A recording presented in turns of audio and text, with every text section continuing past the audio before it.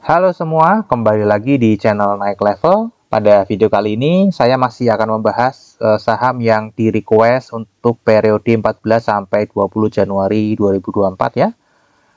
Cukup banyak di minggu kemarin, yang request saya ada totalnya 36. Terima kasih buat antusiasnya, namun saya hanya bisa membahas 5 sampai 6 saham, jadi saya ambil yang terbanyak untuk minggu ini ya. Kemarin saya sudah membahas Jepfa, kemudian ASI, dan hari ini saya akan membahas BRIS, teman-teman ya. Hari ini tanggal 24 Januari 2024. Oke, BRIS atau Bank Syariah Indonesia atau BSI ya. Harga per tanggal 24 Januari 2024 closing 2070. Saya sudah pernah bahas saham ini di tanggal 7 Mei 2023 ya, teman-teman ya.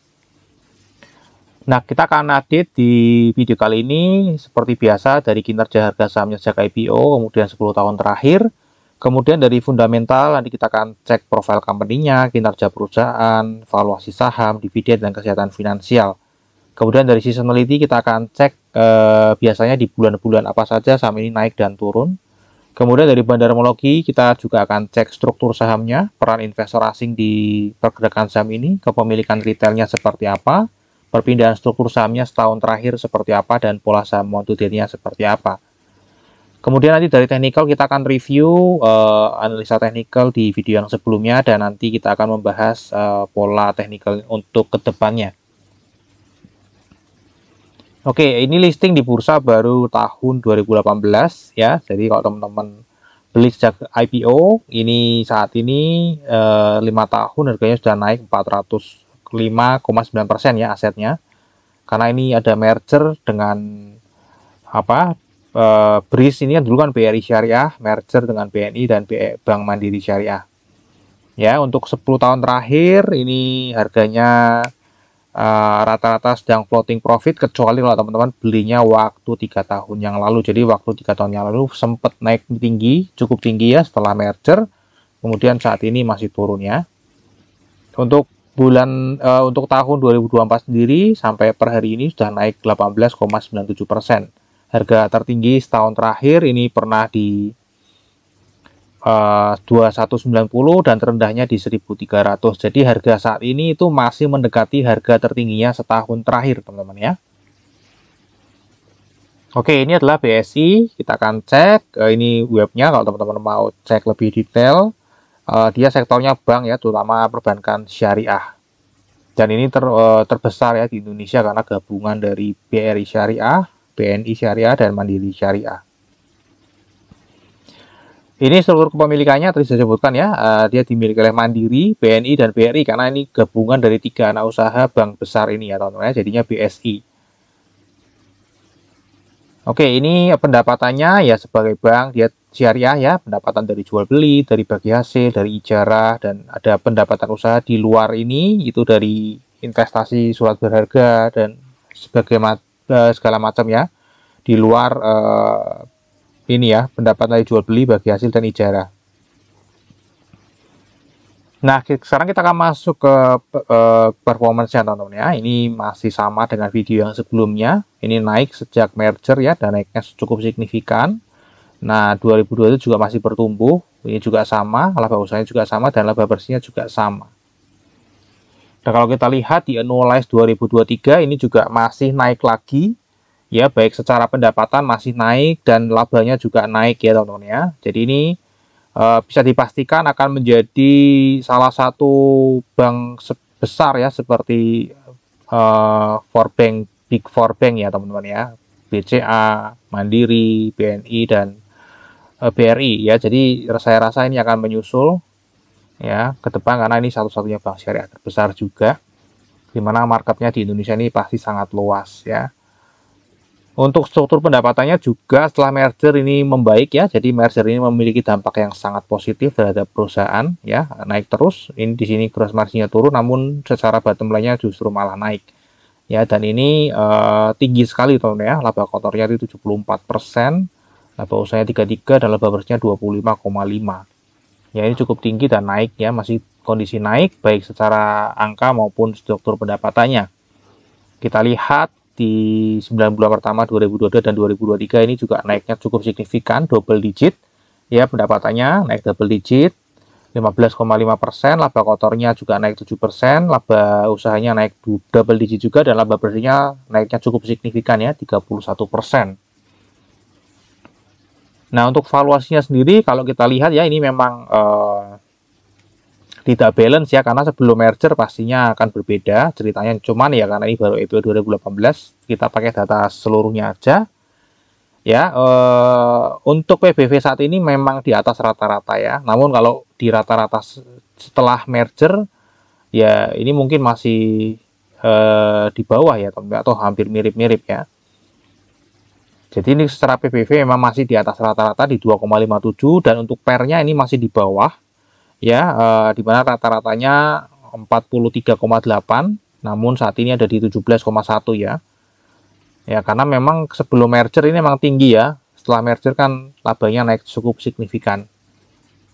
Dan untuk earning yield ini masih mahal, karena secara metode earning yield, sekali lagi ini perusahaan yang bertumbuh dan pastinya semua menganalisa bahwa ini akan terus bertumbuh ya.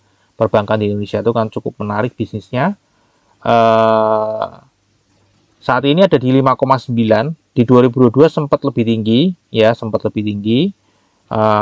Rata-ratanya ada di 3,4%. Jadi ini kita memang susah kalau menggunakan metode valuasi earning yield ya. Sangat jarang sekali ya mendapatkan perusahaan yang bertumbuh dan diprediksi akan terus bertumbuh itu dengan earning yield di atas 10%. Nah, dengan itu saya juga memberikan future value. Kita cek dulu ya harga wajarnya kalau menggunakan earning yield. Itu ada di saat ini book value-nya ada di 806. Jadi harga wajarnya kalau 10-15% earning yield-nya itu ada di PBV 1 sampai 1,5. Ya, atau fair value-nya ada di 810 sampai 1.200 ya, atau ini harga saat ini kemahalan 70 sampai 156% dari harga wajarnya menggunakan metode earning yield. Ya, cuma karena ini perusahaan yang bertumbuh ya, dan ke depan saya yakin pasti akan tetap bertumbuh, maka saya memberikan future value di sini baik secara per maupun price to book value dengan metode menggunakan 3 tahun terakhir ya sejak merger ya, karena kalau sebelum merger pastinya tidak bisa dihitung karena kenaikannya pasti akan bias ya. Jadi sejak merger ini saya hitung dengan average pernya 18,4 dan average PBV nya 2,4 rata-rata diperdagangkannya 3 tahun terakhir, dan ini EPS hari ini dan book value hari ini ya, dengan pertumbuhan 3 tahun terakhir itu 10 CAGR-nya 10,79 untuk earning-nya, dan book value-nya selalu tumbuh 9,95% per tahunnya. Maka 5 tahun kemudian kira-kira harganya akan 3.700 secara valuasi per, future value by per. Kemudian untuk price to book value itu 3.100 ya, dan untuk 10 tahun yang akan mendatang itu kira-kira 6.200 dan 5.000 ya, dengan syarat pertumbuhannya selalu konsisten ya teman-teman ya. Di angka ini kalau misalnya lebih tinggi otomatis ini akan naik, namun kalau ternyata lebih rendah ya ini akan menurun ya. Kira-kira seperti itu. Jadi ini termasuk perusahaan yang bisa divaluasi menggunakan future value karena pertumbuhannya stabil dan diprediksi akan tetap stabil. Untuk dividennya ini tidak rutin bagi dividen ya, ada bolong 1 kali ya, dan kecil karena tadi memang earning yield-nya kecil ya. Earning yield cuman berapa tadi ya? Earning yield-nya itu cuman 5,9 ya. Jadi nggak mungkin dividennya di atas earning yield-nya 5,9 kecuali payout ratio-nya di atas 100%. Nah, untuk prediksi di tahun 2024 nanti karena ini memang tidak ada gambaran ya, tidak ada gambaran, tidak ada clue dari manajemen untuk pembagian dividen. Namun clue-nya memang masih membutuhkan modal kerja, jadi mungkin akan tetap membagikan namun hanya 10% seperti tahun lalu, tahun 2022 ya. Jadi kalau 10% dari annualize itu 12,1 dibandingkan dengan harga saat ini ya setengah persen lagi teman-teman ya. Jadi memang sesuai dengan ininya ya, sesuai dengan historicalnya kira-kira setengah sampai 1% lah ya, karena ini memang masih ngejar pertumbuhan teman-teman ya. Jadi kalau lagi ngejar pertumbuhan maksudnya dividennya memang tidak besar. Nah, untuk kesehatan finansial di perbankan ini saya menggunakan rasio keuangan khusus perbankan ya. Kita cek dari KPMM ya. KPMM ini tinggi, cukup oke karena standarnya itu 8-11%. Ini sudah naik ya dari tahun lalu, dari 17 menjadi 20. ya. Tentunya kalau ini semakin meningkat ya semakin bagus teman-teman ya. Kemudian aset bermasalahnya ini oke, di bawah 2%, bagus. Kemudian CKPE-nya di atas gross NPL ya selalu, ini oke juga. Kemudian NPF gross-nya ini masuk dalam kategori standar. Untuk NPF net-nya ini oke, di atas standar ya, di bawah 1%. ROA-nya standar, ROE-nya juga standar meskipun ini menurun. NOM itu oke, dia di atas standar ya, di bawah 4. Kemudian BOPO-nya ini standar aja, 70-80%. Kemudian CIR ini juga standar aja. Kemudian FDR-nya ini juga standar aja. Jadi memang banyak yang standar. Yang di atas standar adalah NPF net-nya dan KPMM-nya ya, yang oke ya. Jadi secara overall masih oke ya teman-teman ya, tidak ada masalah di rasio keuangannya. Kemudian kalau kita cek dari seasonality, ini potensi naik di atas 60% itu belum ada teman-teman ya. Ini baru ada Januari, itu pun karena 2024 sudah hijau cukup tinggi ya, 18,97%. Namun kalau kita ini dihilangkan sebenarnya masih 60%. Dan ini belum genap 10 tahun teman-teman ya, karena baru IPO tahun 2018. Ya, jadi ini belum ada seasonality-nya, kita belum bisa pakai ya. Dia random aja naiknya di tiap bulan, acak, jadi tidak berkumpul di satu bulan tertentu. Nah, untuk struktur kepemilikan sahamnya ini masih seperti tadi ya, di awal sudah disebutkan dimiliki oleh Mandiri, BNI, kemudian BRI ya, kemudian ini ada direksi dan komisaris, kemudian ada pemerintah negara Republik Indonesia 1, dan masyarakat non-warkat ini yang Skri Plus 9,87 teman-teman. Jadi ini memang belum cukup besar ya kepemilikannya, dan memang ada rencana ini akan diinvestasi ya. Nah, akan diinvestasi sehingga nanti kalau sudah ada pemegang saham non pengendali ya, harapannya yang floating di masyarakat ini juga ikut floating ya, jadi sahamnya liquid lah ya, sahamnya menjadi lebih liquid ya, meskipun sekarang ya sebenarnya cukup liquid ya, namun kalau ditambah ini kan mestinya lebih oke ya. Oke, ini peran investor asing di saham ini ya teman-teman ya. Ini memang secara partisipasi belum terlalu besar ya, belum terlalu besar, hanya 20%. Nah, namun kalau kita lihat korelasinya ini cukup oke, karena terakhir-terakhir ini apalagi di bulan Januari ini korelasinya meningkat ya.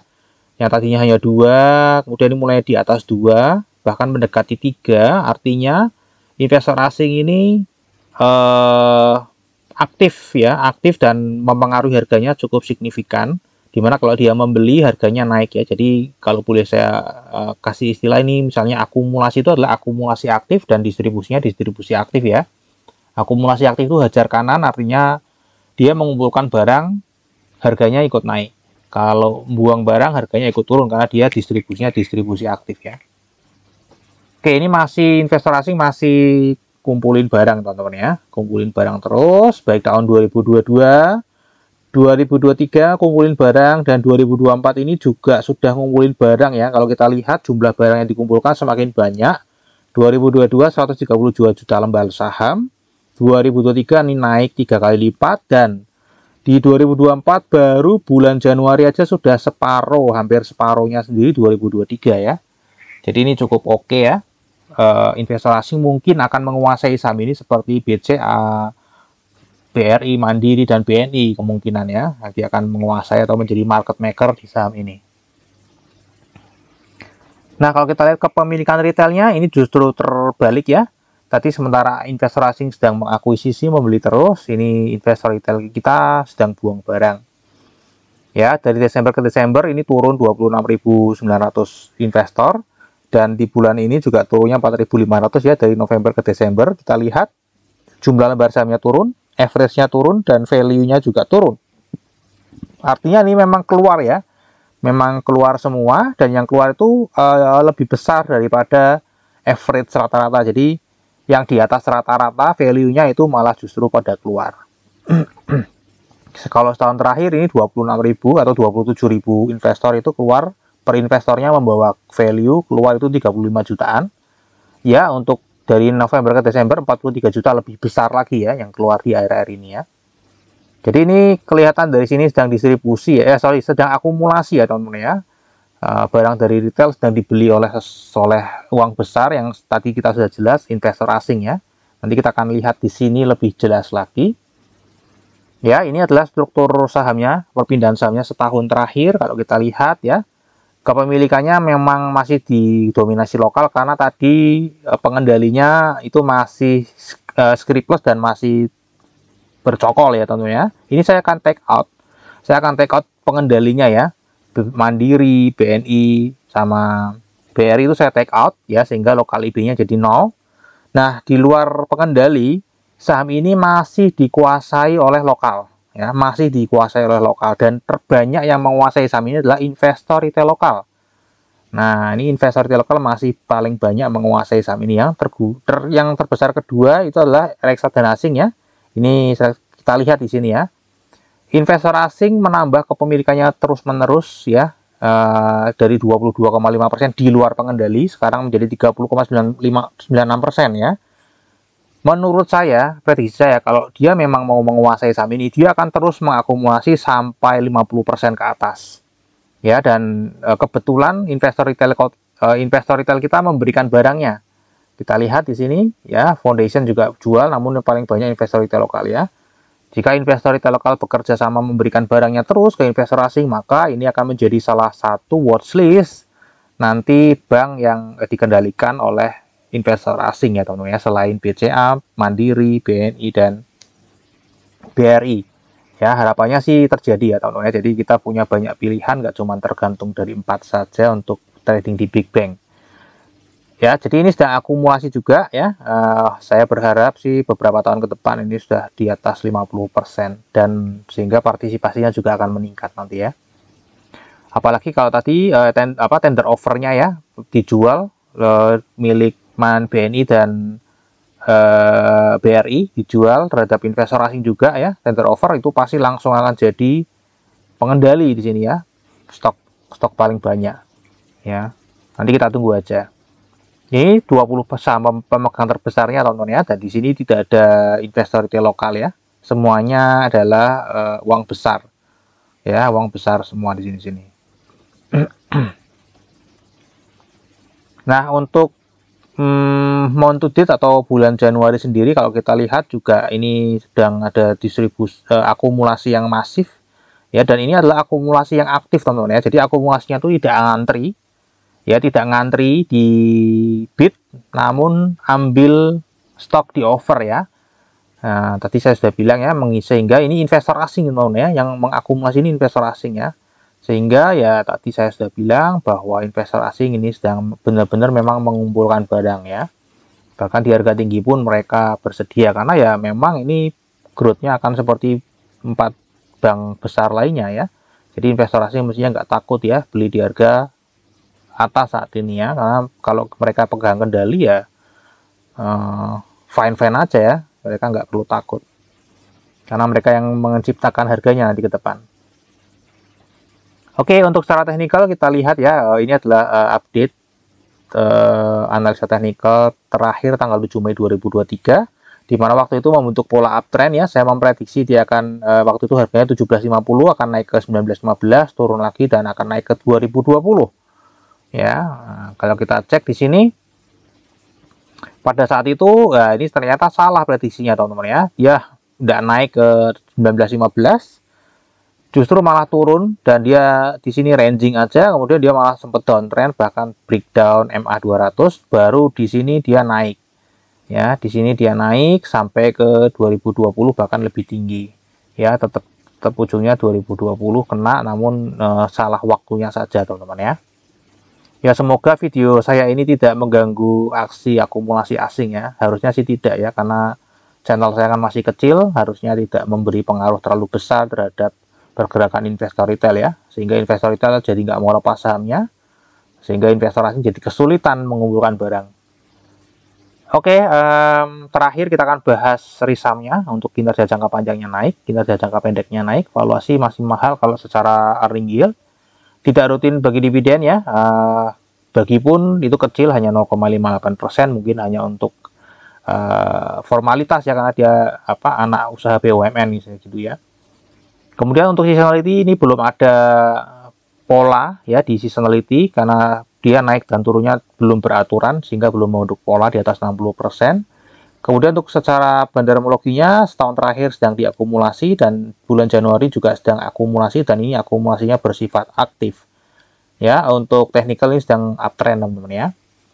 Oke, terakhir disclaimer teman-teman ya. Jadi analisa yang saya bagikan di YouTube ini adalah analisa saya pribadi yang tentu saja juga bisa salah. Ini bukan ajakan jual atau beli saham BRIS. Silakan teman-teman tetap wajib melakukan analisa sendiri jika ingin membeli atau menjual saham BRIS. Ya, jadikan video saya ini hanya sebagai second opinion, informasi tambahan untuk membantu teman-teman dalam memutuskan keputusan berinvestasi atau tidak. Oke, sampai di sini dulu aja analisa saham BRIS ya. Semoga bisa bermanfaat. Kita akan ketemu lagi di video yang berikutnya.